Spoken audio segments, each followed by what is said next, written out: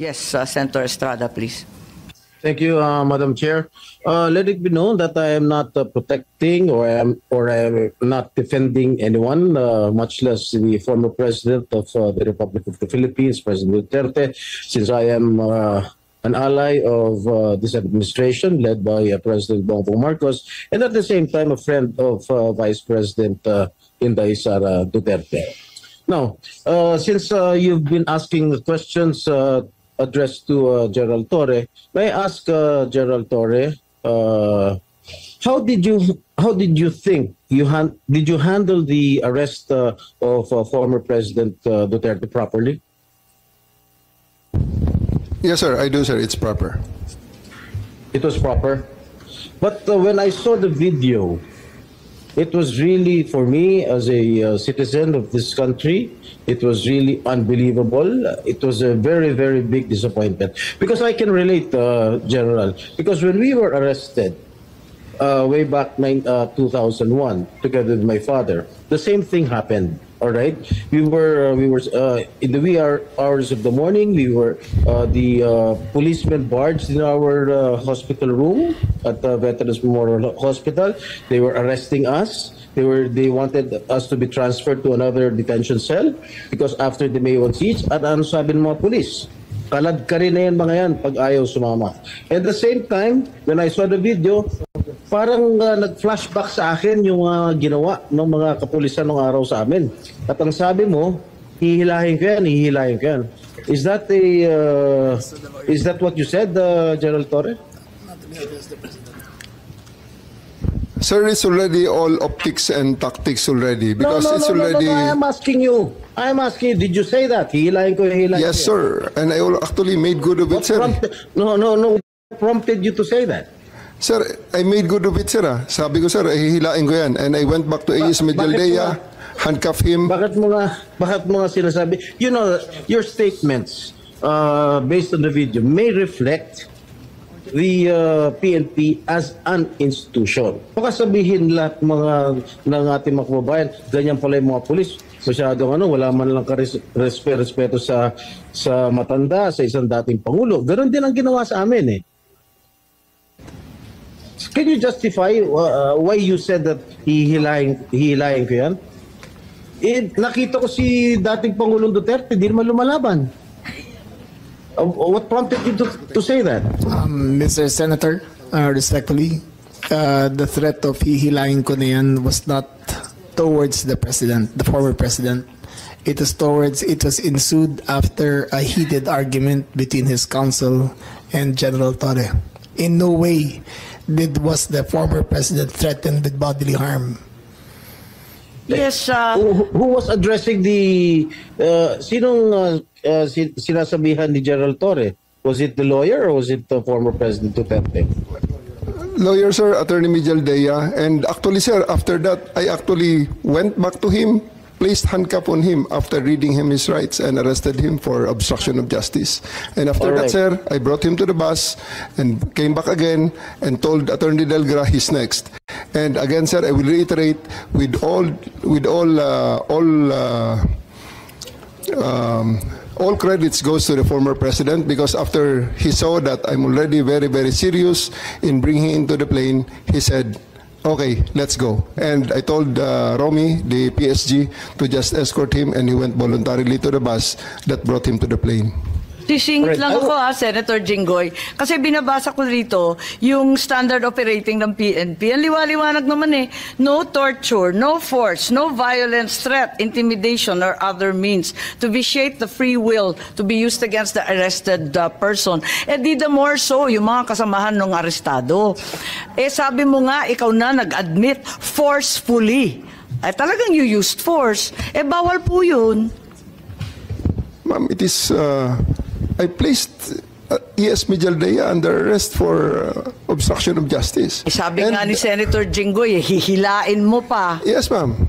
I did because I have to get into their heads to make them to make it very, very clear to them that we are already very, very serious O, of tama loading nga. the President to Oo the naman, plane. General, pinapaliwanag mo, pero bawal ang paggagamit ng dahas, ng pananakot, Ma'am, ng just to be intimidation, or any other means. Ang liwanag nasa kapulisan yan Ma'am, eh. just to be clear, operationally, there was obstruction of justice. It was the decision call of General Torre to place him under arrest for obstruction of justice. Now let us separate what happened to the president. You're talking about Attorney Medialdea. Yes, ma'am. Paano yung iba? No one else was armed, ma'am. Yung attorney. No, wait. Yung abogado. If I may, Senator Amy. Yes. Madam Chair. Ayan. Sino yung kinaladkad nung isang pulis? Yung security na nakaitim. I think it was General Torre na hinila yung isang abogado. Dalawa yun yung abogado, hinila yung upuan, di ba? Tapos yung nakaitim na si Q, kinaladkad din. Si Attorney Delgra, sir, because he is next to be arrested. And because of that, the former President PRRD saw that I'm already that serious. And he said, he prevented the situation from further deteriorating and escalating. So he said, let's go. Isn't he entitled to a counsel of his choice, General? Yes, sir. For 12 hours, he was there. Oh. Can't he speak to his client? Bigla niyo na lang... They are there for 12 hours, sir, speaking to each other. Ano? They are there for 12 hours speaking to each Alright. other, sir. One more thing that I noticed in the video, no? Ang sabi ni PRRD, papasukin niyo yung anak ko. Abogada siya. At ang sinabi mo, hindi ko siya papapasukin. Why not, Gerald Torre? That is a decision. That is my call, sir. That is my decision. Considering that Okay. he had already been assisted by 3 lawyers all throughout Okay. that time, sir. And gabi na ho yun, sir. The request was made at around mga 9 o'clock na, sir. 11 hours Gerald after Torre, ganito, the ha? first arrest. Tanggalin mo na yung titulo ni Inday Sara. Kalimutan mo na siya na Vice President siya. Pagpalagay natin hindi siya Vice President. She is an immediate member of the family. Nung kami po ay nakakulong, ang immediate members of the family, 24 hours pwede bumisita sa amin, nakakulong kami. Ito, hindi pa nakakulong. Anak ito. Bakit hindi niyo pinapasok? Maliban doon, is this not a violation of RA 7438 that requires that you guarantee access to an attorney in addition to the immediate family? The President also said na yung anak niya, yung babae, abogado ko yun, papasukin nyo. Hindi nyo pinapasok. Abogado yun eh. Actually, sir, Exactly. first to answer the question of Senator Estrada, sir. I told the President that they can visit him at his detention facility because at this time the order of the day is to load him into a plane. So that's what we endeavored to do, and that's what happened, sir. Ano niya bibisitahin yung tatay niya sa Netherlands? Hindi naman dito tinray eh. Hindi naman dito kinasuhan eh. Sa ibang bansa eh. Oh, bakit hindi niya man lang binigyan ng kortesiya yung anak na isang abogada na magkukonsulta? Katulad nga na sinabi ko kanina, yung mga nakakulong nga, 24 hours pwede bumisita ang immediate members of the family. Bakit ito hindi pa nakakulong, hindi niyo pinapasok yung anak? Our mission at that time, sir, is to deliver him to the My God. body Kahit who issued the ano warrant, mangyari, sir. Nasa batas yan. Nasa batas yan, General. Immediate members of the family, lawyers, priests, etc., etc. I should know. Nanggaling ako dyan. Tapos ito, hindi naman nakakulong. Again, I am not defending President Duterte. I'm just explaining the rights of an accused. Because naging akusado rin ako. And I don't want that to happen to anybody else.